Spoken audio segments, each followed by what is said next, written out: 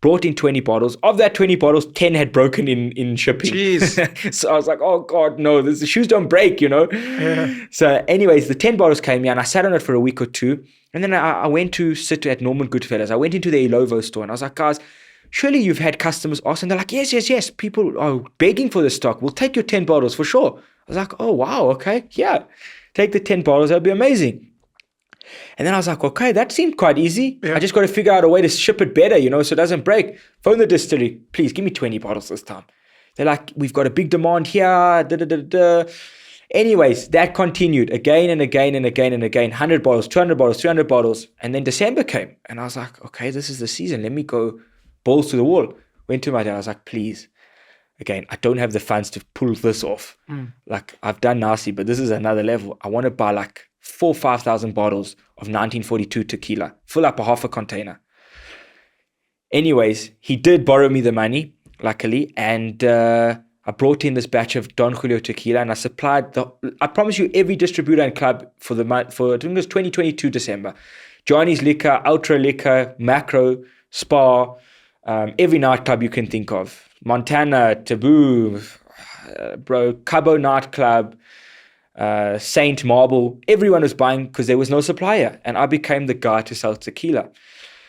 Anyways, that was a huge gain financially for me, and it was amazing. I was in a whole new world of entertainment, and like at every event, Black Coffee's event, this event, I was the guy backstage. I was actually I can think of a Black Coffee concert in 2022, and I was there, and people were like, what is this kid doing? And I was like, I supplied all the alcohol here. I was like, leave me alone. I supplied all the alcohol. And they actually called the bouncers to kick me out. Jeez. They kicked me out, and eventually I phoned the owner of the club, and I was like, they kicked me out. And he was like, no, guys, he's telling the truth. Yeah. He actually did supply all the tequila here today. Like, just leave him.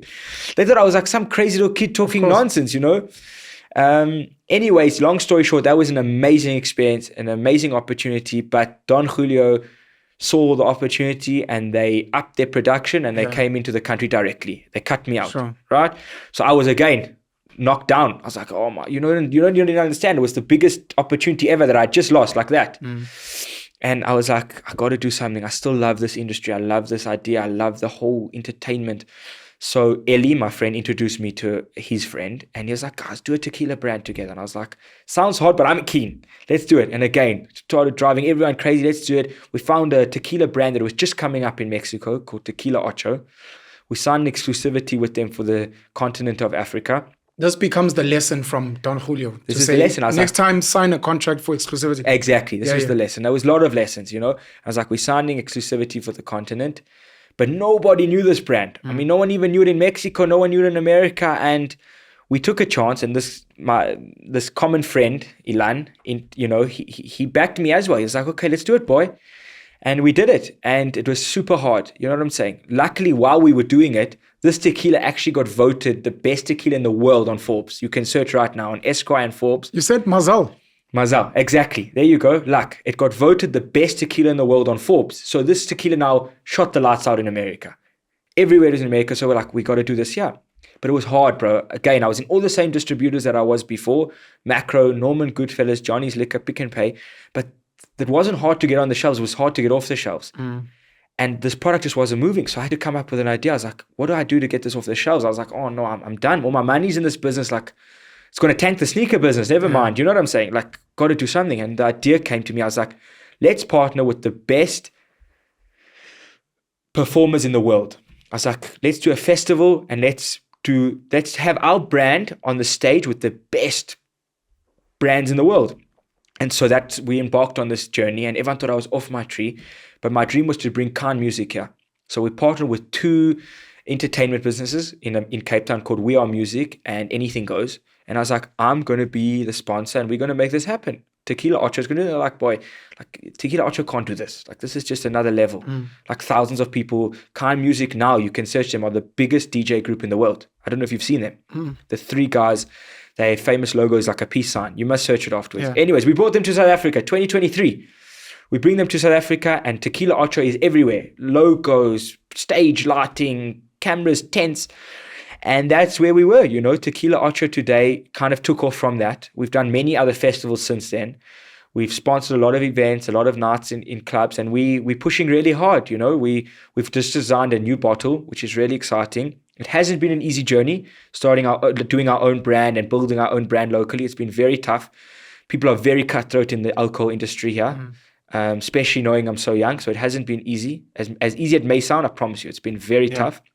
But today, thank God, Tequila Ocho is an established brand. We're in most distributors around the country, and we're building a really good, nice business. And we hope for you to try it, bro. So we serve Tequila Ocho at Soul Gallery in Sandton City, right across from Standard Bank. You'll find us, and that's what I spend my time on, bro, all day. And you say, what is the dream? I'm going to tie back to your question. Yeah.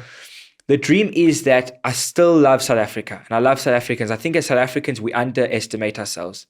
I mean, a big role model of mine is Black Coffee, to see what he's done, right? And he was a guy who grew up here in a local community, didn't have the best background, and look what he's become. We don't even understand as South Africans how huge he is internationally. Yeah. That guy is another level, right?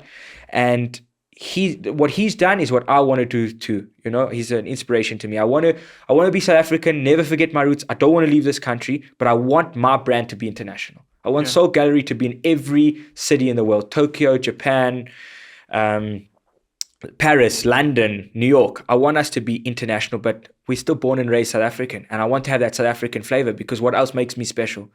If I was just a guy born in New York, I'd be like everyone else, another crazy ADHD, cool businessman, on Wall Street. But no, I have South African flavor in me. We are a boiling pot of different cultures and communities and religions. And I've soaked that all up growing up. I'm not the typical Jewish guy who's stuck to my little community. I used to love and go out and hear in different cultures, and what do you do in your religion, and Zulu and Tswana and Xhosa and Pedi, and I would love to pick up on swear words in the different languages, and I think that really has been a reason to my success, is because that South African flavor in me. There's such character, but that's all due to South Africa, and I love South Africa, and I hope we all have a future here, because I think it's the best country in the world.